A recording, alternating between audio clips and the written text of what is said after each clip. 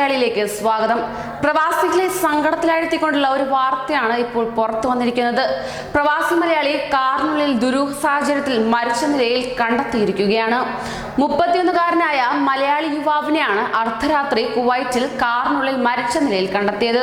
കൊല്ലം പന്തളമുക്ക് പുലിപ്പാറ സ്വദേശി വിശ്വനാഥൻ സുജിത്താണ് മരിച്ചതായി ലഭിക്കുന്ന വിവരം. അബ്ബാസിയ ടെലികമ്മ്യൂണിക്കേഷൻ ടവറിന് സമീപമുള്ള ഗ്രൗണ്ടിൽ പാർക്ക് ചെയ്ത കാറിനുള്ളിലാണ് ഇന്നലെ അർദ്ധരാത്രി സുജിത്തിന്റെ മൃതദേഹം കണ്ടെത്തിയത് തന്നെ.